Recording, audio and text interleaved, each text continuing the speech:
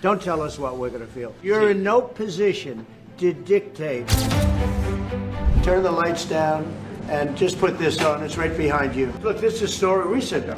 These are all people that recently got killed. Rigged election, you know, he knows about rigged elections better than anybody. In a series of Oval Office meetings that unfolds like a high-stakes reality show, U.S. President Donald Trump has unleashed a barrage of personal barbs against world leaders in the first 8 months of POTUS taking office.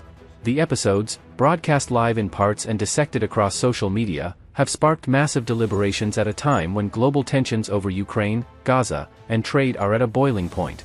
Let's take a look at the world leaders and what transpired in the Oval Office as Trump reportedly humiliated them.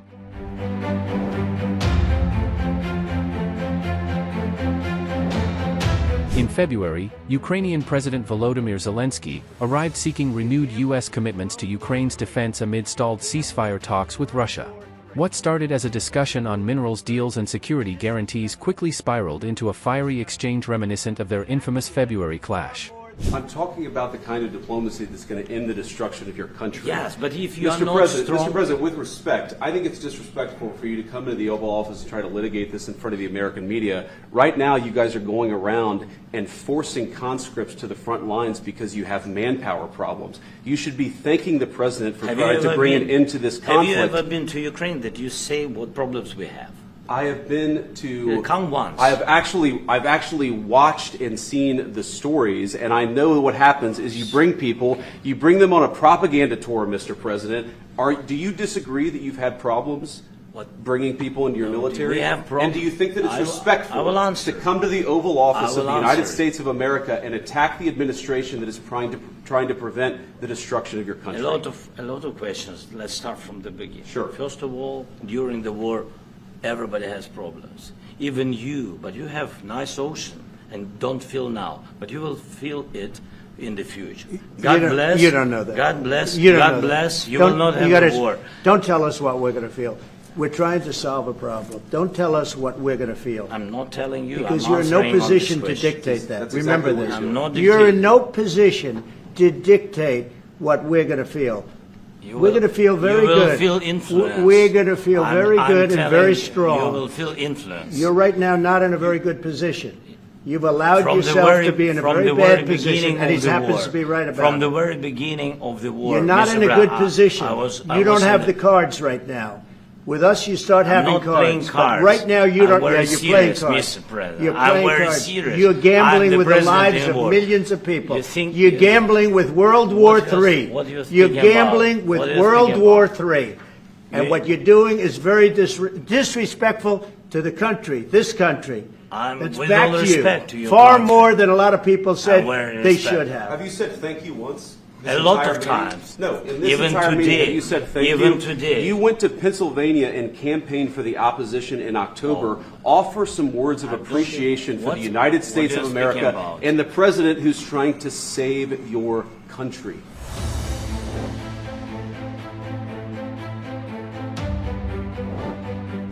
Next up was South African President Cyril Ramaphosa, whose visit in May aimed to mend frayed ties strained by U.S. tariffs and Trump's executive order suspending aid over land reform policies. But tension erupted when a reporter asked about claims of a white genocide against Afrikaner farmers, a debunked conspiracy theory Trump amplified with a dramatic flourish. Let me see the articles, please, if you would, and turn the lights down. Turn the lights down, and just put this on. It's right behind you. You can't go there. He said they want to take your land. They take your land and they kill you. It's okay, and they say it's okay to do. Now we're going to talk about it. But this is a tremendous look. This is a story recent. These are all people that recently got killed. Yeah. And I don't know how it can get any worse. These are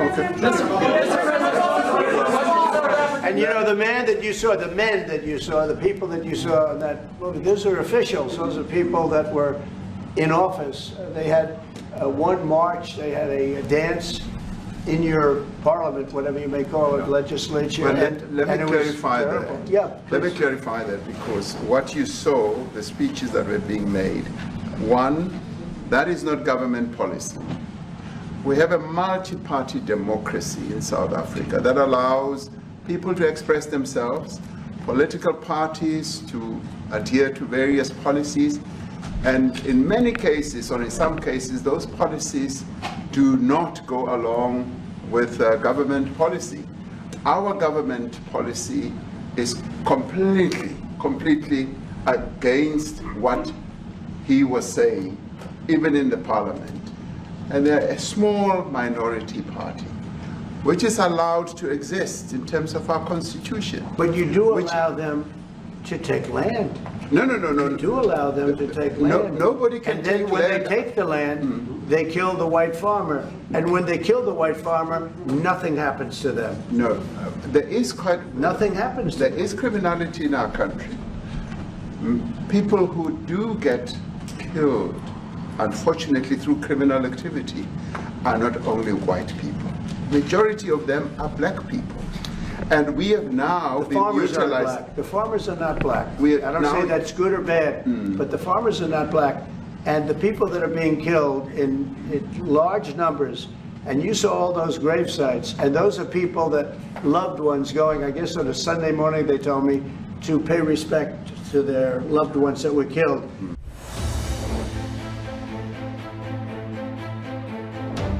Turkish President Recep Tayyip Erdogan's bilateral arrived mid-afternoon, billed as a chance to discuss F-35 jet sales and curbing Russian oil imports. But Trump's humor turned cutting when he referenced their shared history of election grievances. Erdogan's expression reportedly hardened, staring daggers as cameras captured the moment. It's a pleasure to be with President Erdogan of Turkey, and we've been friends for a long time, actually, even for 4 years when I was in exile, unfairly, as it turns out. Rigged election, he knows about rigged elections better than anybody. But when I was in exile, we were still friends. That's always a good way to find out, test a friendship. But he's a highly respected man. He's respected very much in his country and all throughout Europe and throughout the world where they know him. He's built a tremendous military, powerful military, uses a lot of our equipment. And it's an honor to have him.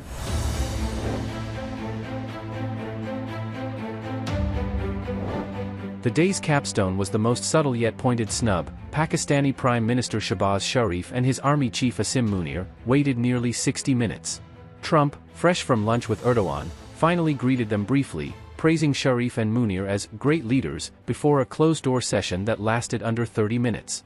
No joint statement followed, and sources described the delay as a calculated power play, possibly tied to U.S. frustrations over Pakistan's ties to China and Afghanistan instability. Sharif's office spun it positively, releasing a photo of the handshake and noting productive discussions on Gaza and economic development.